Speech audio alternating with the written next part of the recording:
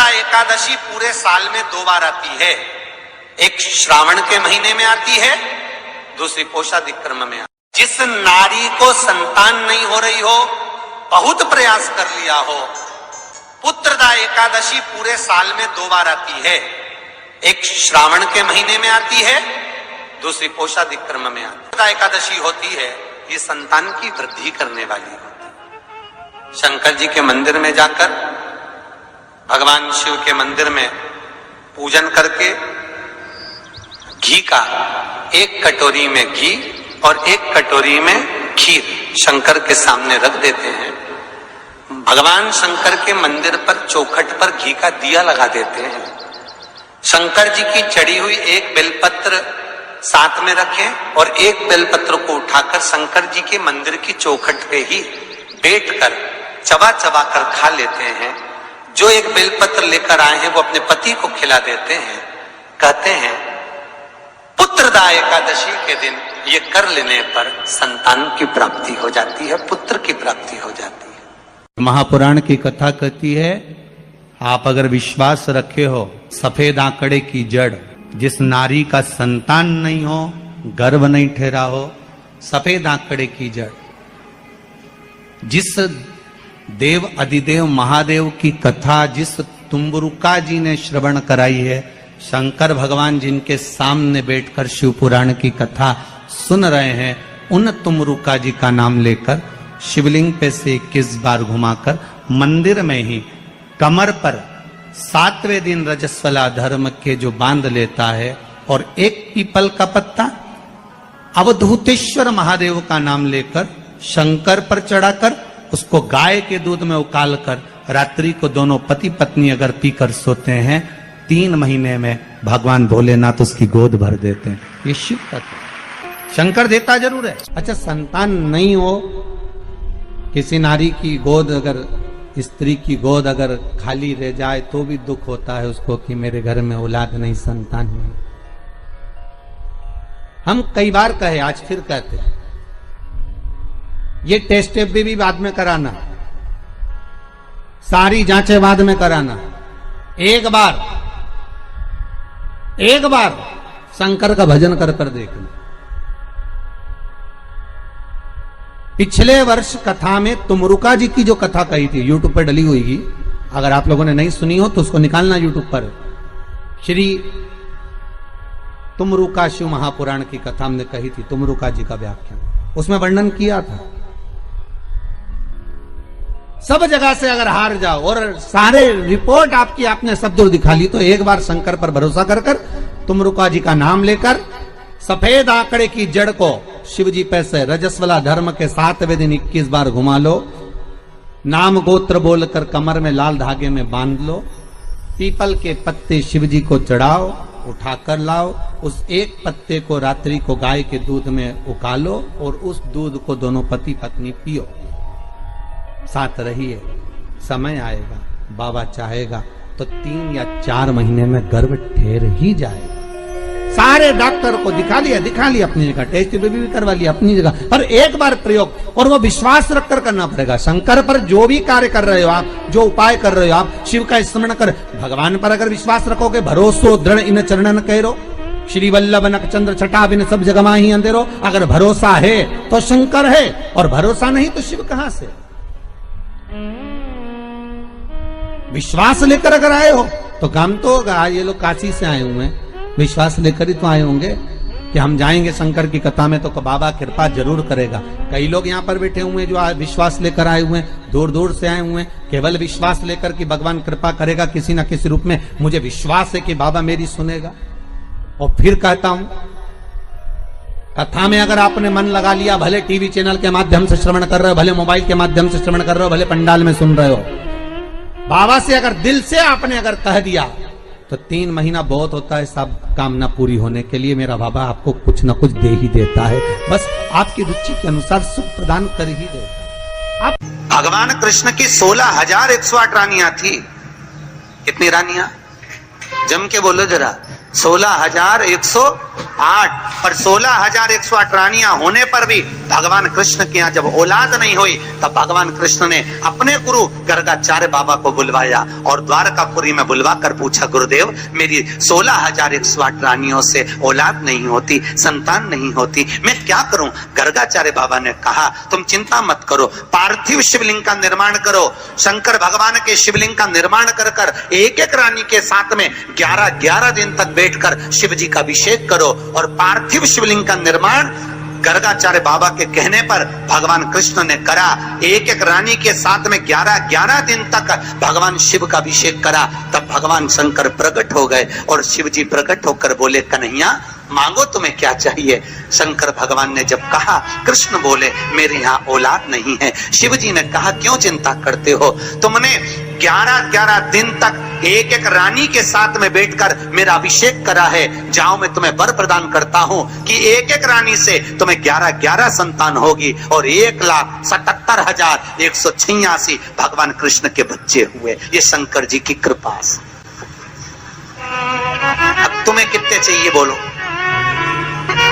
भगवान कृष्ण के यहाँ अगर औलाद हुई तो किसकी कृपा से? अरे बोलो, बोले ना। कौन होगा ऐसा? कितना करुणामय, कितना दयालु, कितना आनंद देने वाला।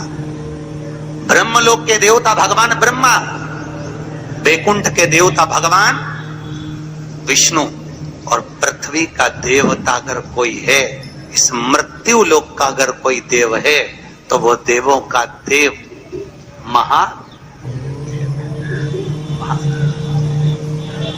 पृथ्वी का देव है, मृत्यु लोक का देव है महादेव। शंकर जी कहते हैं, भले तू ब्रह्मा को भज, चाहे तेरी मर्जी पड़े नारायण को भज, पर मृत्यु लोक का देव तो मैं हूं, पाला तो मुझसे पड़ना है ना, तब निपटूंगा तेरे से। अभी तू जा। फिर पाला कब पड़ता है? जब थोड़ी सी भी दिक्कत आ जाए, परेशानी आ जाए, एक्सीडेंट हो जाए, ब्लड प्रेशर ऊंचा नीचा हो जाए, शुगर बढ़ जाए, अटैक आ जाए, तब सीधे पंडित जी को फोन लगा के बोले महामृत्युंजय का पाठ करा दो। शंकर जी बोले अब आया मेरे पाले में, अब आया। और लगे सब पाठ करने के लिए। भगवान नारायण का अगर विवाह भी कराने वाला कोई है लक्ष्मी से तो वो मेरा शिव ही है।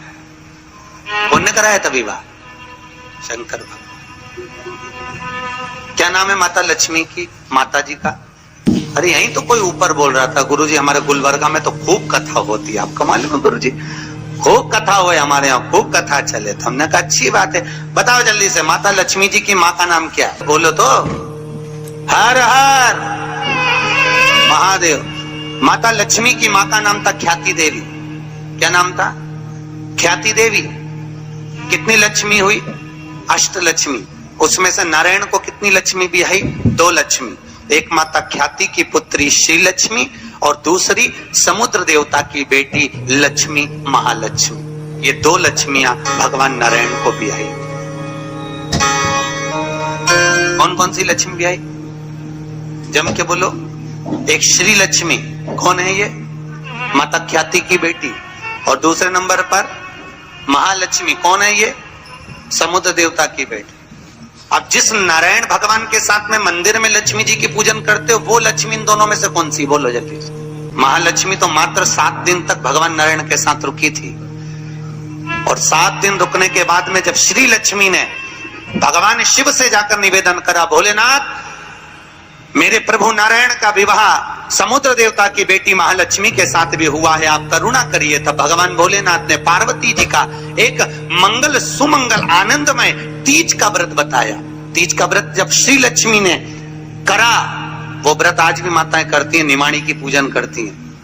आज भी सत्तू बनाती है और 3 तरह का सत्तू बनता है, आटा का, बेसन का और चावल का।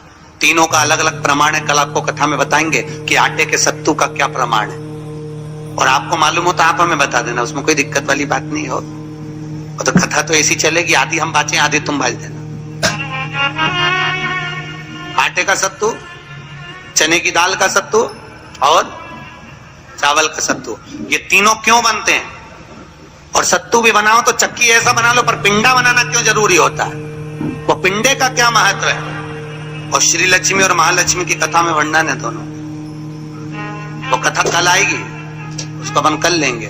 पर आज जो कथा चल रही है कि श्री लक्ष्मी को माता पार्वती जी का विवाह सुंदर व्रत बताया, और उस व्रत को माता पार्वती ने करा। और उस व्रत को माता श्री लक्ष्मी ने जब करा, पार्वती के व्रत का हो, तब माता श्री लक्ष्मी और महालक्ष्मी दोनों एक हुई और एक होकर नारायण के साथ में जाकर विराजमान हुई। आज भी जो माता लक्ष्मी का एक हाथ नीचे है और कमल का पुष्प पकड़ी है, वो लक्ष्मी जी का महालक्ष्मी दर्शन है। और माता अगर हाथ देर से इशारा कर कर आशीर्वाद दे रही है, वो श्री लक्ष्मी का भाग है। माता दो भाग,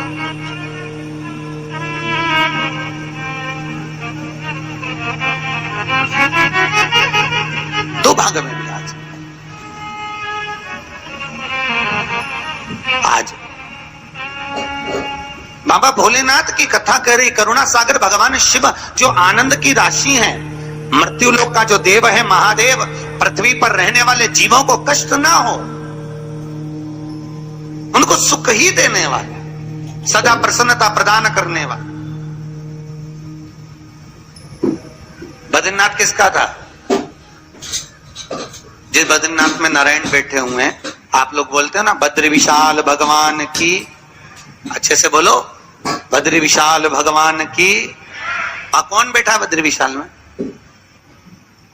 अरे बोल दो। तुम तो बोलने में भी घबराने लगे कि महाराज ना जाने क्या बोल देगा, पट्टा ही ठिकाने है। कौन बैठे वहां पर? नारायण बैठे कि नहीं बैठे? तो वो बद्री विशाल किसका था? जिस बद्री विशाल के मंदिर में बद्री विशाल बैठे हैं, भगवान नारायण विराजमान हैं, वो बद्रीनाथ की भूमि किसकी थी? भगवान शिव और पार्वती का निज घर था। शिव और पार्वती वहां निवास करते थे, शंकर और पार्वती वहां रहते थे।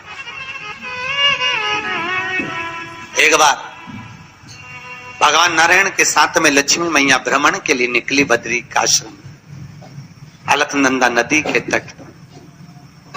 और माता लक्ष्मी ने जैसे ही बद्रिकाश्रम को देखा, इतना सुंदर आश्रम, नारायण ने शिव जी को नमन करा, शंकर ने नारायण को नमन करा, दोनों एक दूसरे को नमन करे।